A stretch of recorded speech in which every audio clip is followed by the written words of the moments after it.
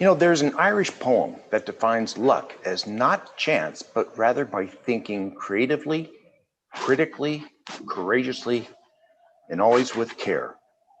Put those four C's together, and you have a four-leaf clover. Now that pretty much describes ShelterBox, which has had an important relationship with Rotary since its founding. In fact, ShelterBox is featured in this month's Rotary magazine. ShelterBox is there when disaster strikes our neighbors. Sadly, it's been in Syria since 2012. But just like eradicating polio, which we heard about earlier this year, disaster relief is a core Rotarian cause. It's to promote a better world and the pride we wear our pins. Our guest today, Bill Tobin, defines active Rotarian. He is a former president and Rotarian of the Year at his club down in El Dorado Hills outside San Diego. He is currently district membership chair. His wife is assistant governor. Now, he's been an ambassador spreading the news about ShelterBox since 2010.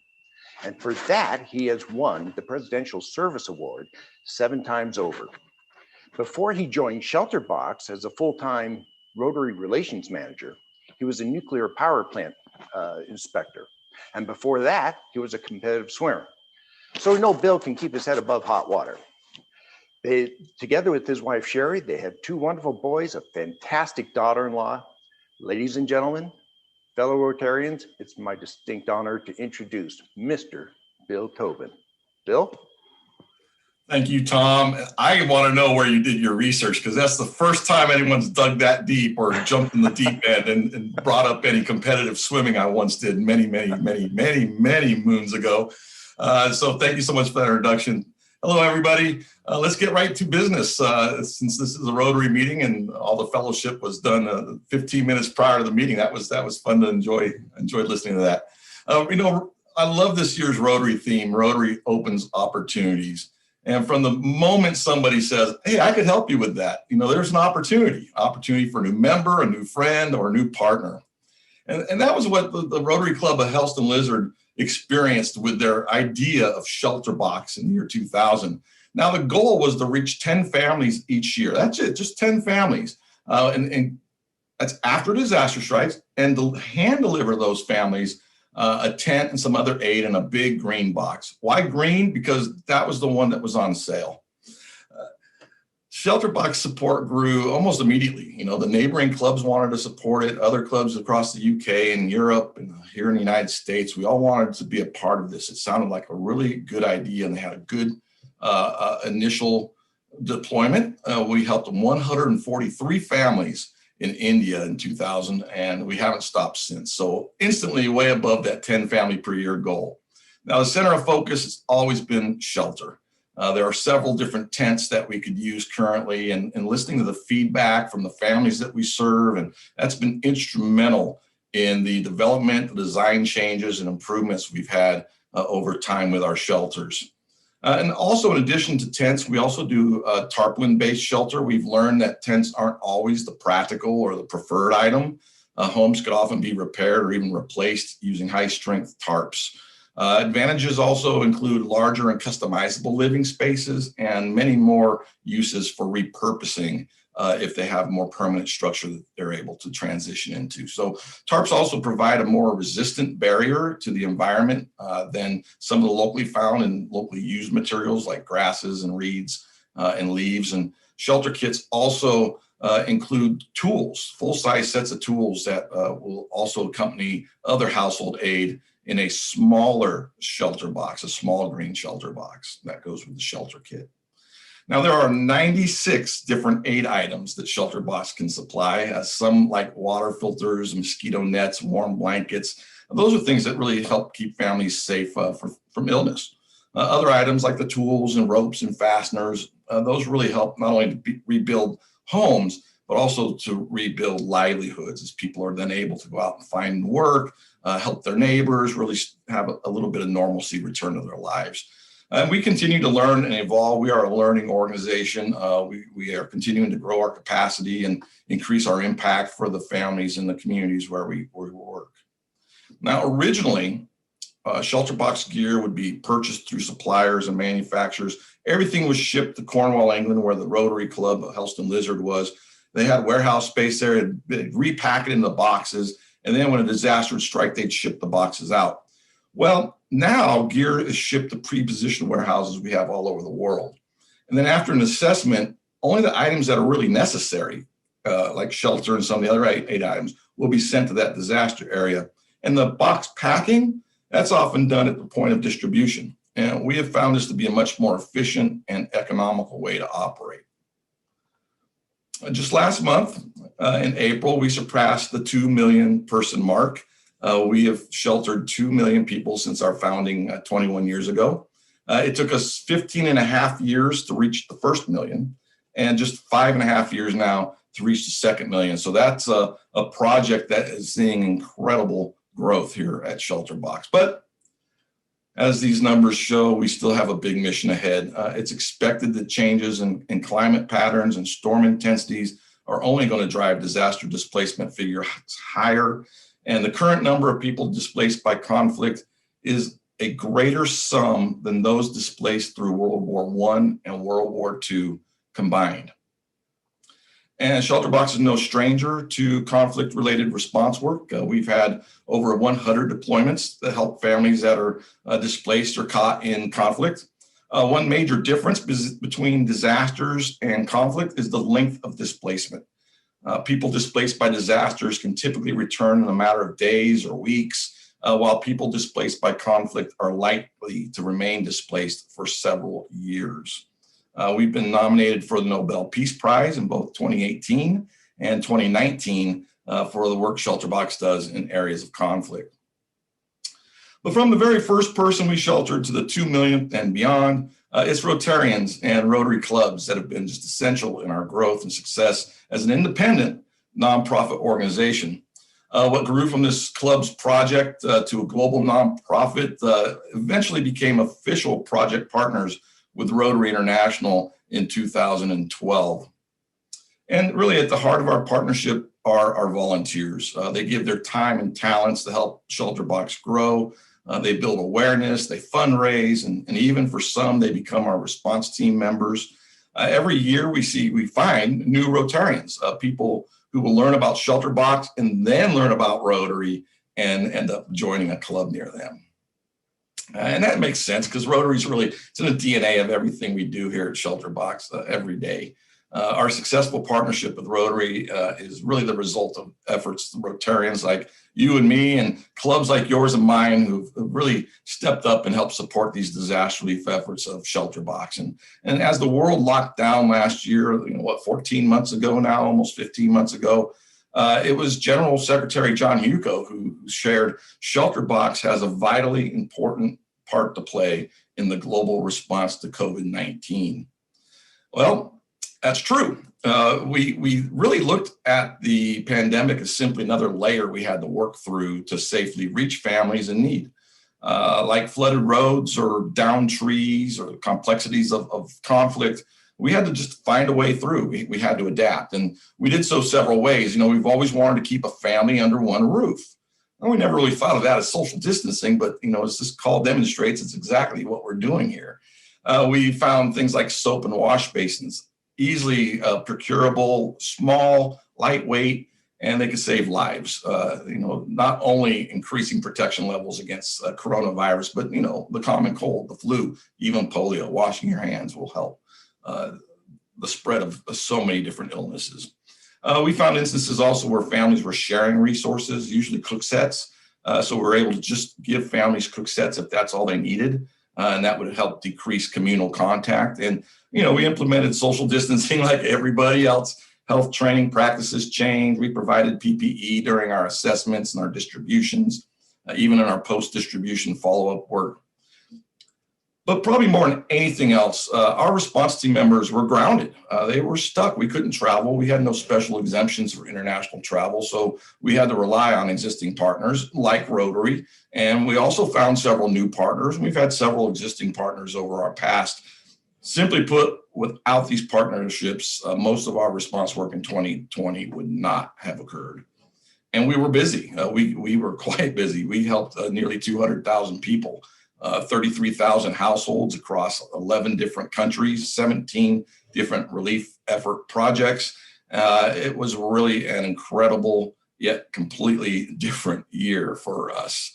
Nowhere does this partnership shine brighter than in the Philippines, where we've responded there 31 times, more than any other country. And last year we responded there 5 times. Knowing we would be in the Philippines so often, it just made sense to form an operations center within the Philippines. So SBOP was formed in 2015 as our disaster response operations center for the Philippines. Rotarians played a huge part in not only the creation, but the continuation of SBOP. We work with Rotarians across the Philippines and before, during, and after disasters. It's really made quite an impact. It's exceeded our expectations. We've reduced the average time from the onset of a disaster to the completion of a project by over a month. We're able to help families in the Philippines for under $200 that are donated. That's really an amazing increase or decrease, I should say, in the time it takes and the cost it takes to help families. So it's no wonder we were able to help thousands more than we had planned to last year. Now here in the United States, we saw temporary hospital structures going up. We saw hospital ships on standby. It was up to the SBOP team to load up some materials destined for the Eversley Hospital on the island of Cebu, where temporary structures like you see here added the capacity to accommodate up to 100 more patients every day. Now, when the Taal volcano erupted in the Philippines, it was really before things were locked down, but people were living in crowded evacuation centers. Multiple families were taking up single family homes. And we really had to get people out of overcrowded conditions as the pandemic struck. So working with the Rotary Club of Batangas Midwest, we mobilized with SBOP and delivered materials to families so they could self-shelter. And it was also an extremely active typhoon season worldwide, but especially in the Philippines last year. And with COVID conditions changing almost weekly, it really boiled down to times when we could travel between islands, times when we could not travel between islands. And that was the case October 31st, when the Philippines was hit with the strongest storm on the planet to make landfall last year, Super Typhoon Goni. We were able to help over 5,000 families in less than a month. How's that accomplished when you can't travel between islands? Well, it took one phone call to a Rotarian. That Rotarian was able to arrange a naval ship from the Philippines Navy to transport our aid from Cebu up over 500 miles to the island of Luzon, where families were in need of that. So the Philippines is really a shining example of Rotary in action, Rotarians at work, and the ShelterBox Rotary partnership. There's over 900 Rotary clubs in the Philippines, over 27,000 Rotarians, or roughly one Rotarian for about every 4,000 residents. But what about areas of the world where Rotary is not so plentiful? ShelterBox often responds in areas that have very few resources, and that includes Rotarians. Through our partnership, ShelterBox helps to extend Rotary's reach.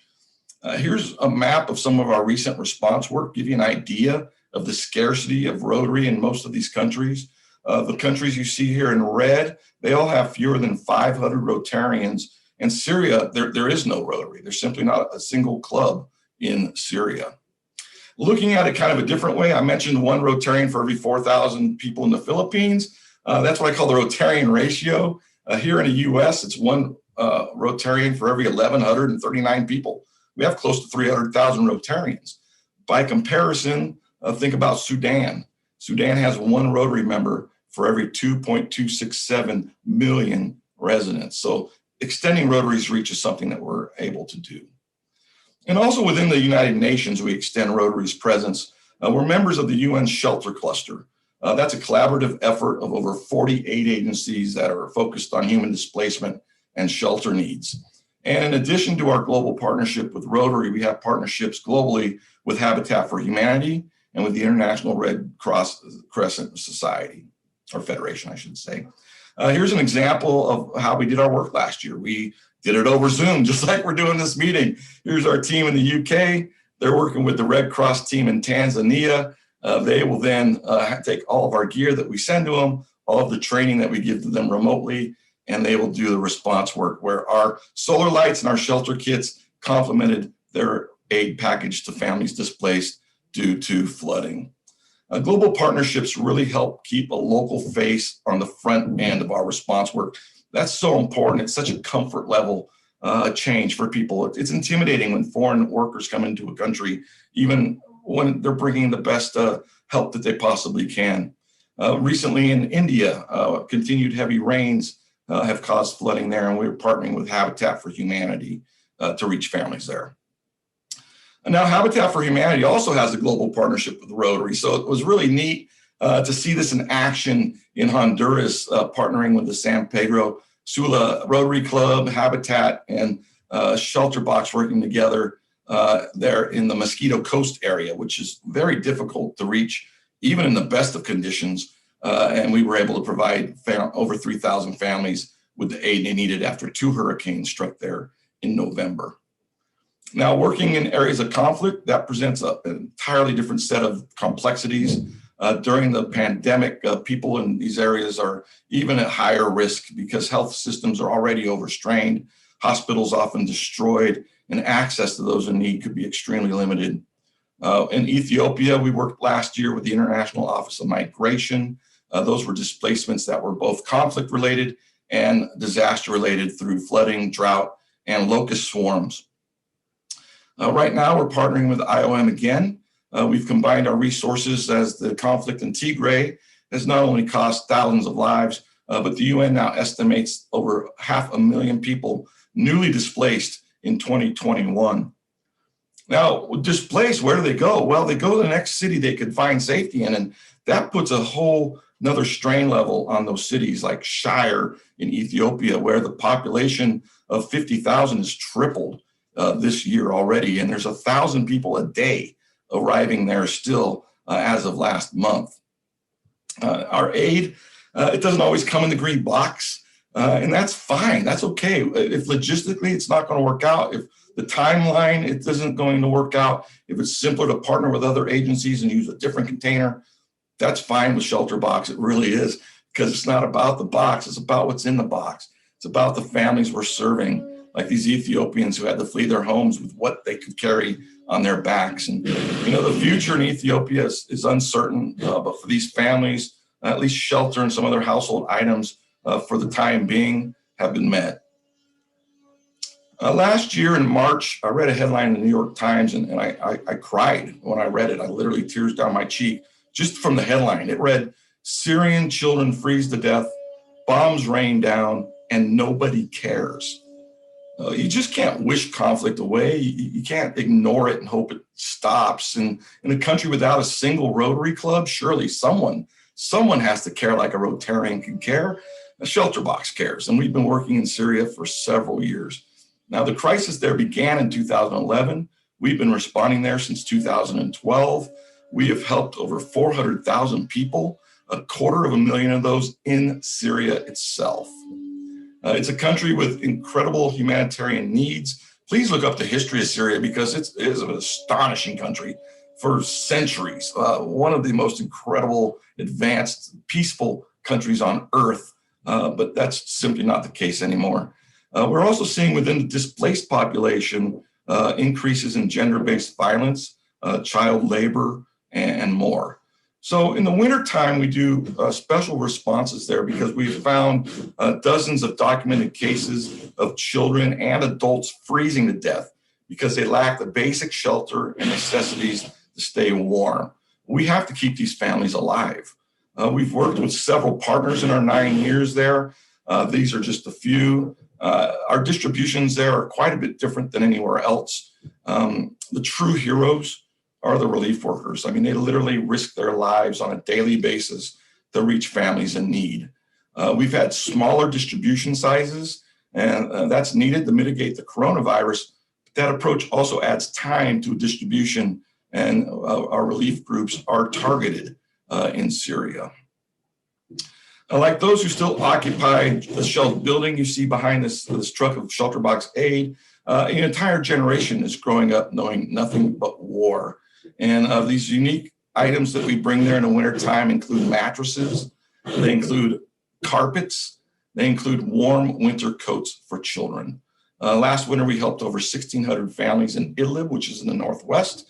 We've also helped families in the northeast of Syria. We've been doing our winter aid packages there every year for about this will be our fourth year coming up for our winter aid package, in addition to 2 or 3 other projects we do there each year.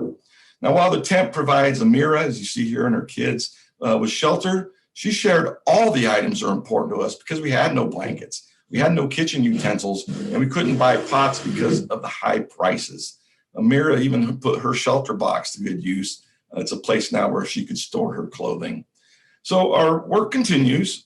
We do anticipate the abilities to travel internationally will improve in the coming months. We hope to have our fully vaccinated ShelterBox response team members on deployments again soon. The picture here of where we're at in the world, the different colors here really represent different stages of the work that we do. But we have completed now enough projects in 2021 to help over 9,000 households to date. So thank you so much for your time. If there's time for questions, I could take those, Tom. If not, I'll stick around afterwards. We got a few right now, and then if you wouldn't mind hanging around afterwards, that there may be a few more. First one's kind of a comment that I'm going to make into a question for you. The comment was that Bellevue Rotary granted a high school student a couple of years ago money to support a solar battery project for cell phones to be used with people experiencing homelessness. And the question would be, would this be a great addition for something like this for displaced individuals in ShelterBox? We have, I've got one here, I can hold it up here. We do have a solar light. This particular one does not have the charging unit in it for a cell phone connection, but we do distribute those as well. In fact, we just finished distributing those in Syria because a lot of people have phones, but they don't have electricity to charge them. So using solar electricity over a few hours, you can charge your cell phone. So great project, and that's wonderful to hear an Interact coming up with such innovative ideas. I was an Interact chair for my district for several years, and it was literally the Interact Club at Oak Ridge High School who told me about ShelterBox and completely changed my Rotary lifestyle. Great. A couple more questions. Is there a clearinghouse of aid after a disaster that organizations like ShelterBox coordinates with? That's a good question. I'm not sure what is meant by clearinghouse.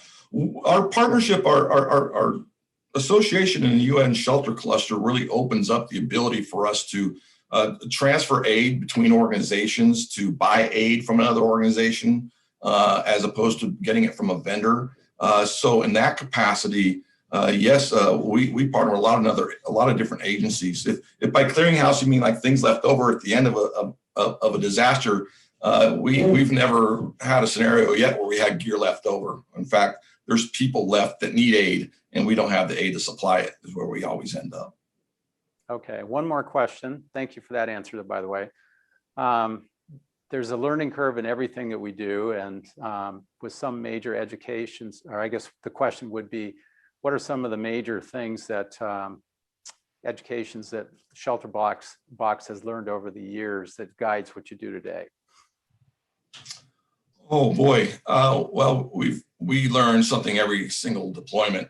Some of the largest things we learned, I think pre-positioning our aid around the world has been one of the best decisions that we made. We had to give up something for that, and that was our old track-a-box. Because everything went through the UK, we could literally put numbers on every box that goes out and track that and send a letter to the club saying your box went to Kenya for flooding or what have you. We lost that ability because pre-positioning aid just made, we're not FedEx. We didn't have logistics to be able to track stuff like that to that level. But in our response work and the cost, it used to cost $1,000 to help a family, and we still use that as a benchmark for giving. And that's the complete if they needed absolutely everything.